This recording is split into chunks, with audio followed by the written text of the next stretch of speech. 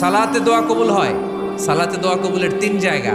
একটা হচ্ছে তাকবীরে তাহরিমার পরে আমরা সানা পড়ি না, আমরা তো একটা পড়ি।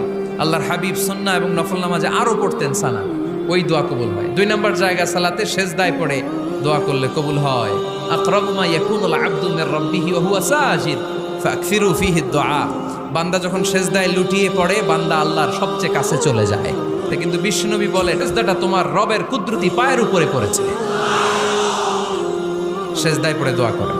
সালাম ফিরানোর আগে বিশ্বনবী দোয়া করতেন, লা ইউসাল্লিমান্না আহাদুকুম হাত্তা ইয়াতাআওয়াযা মিন আরবা'a।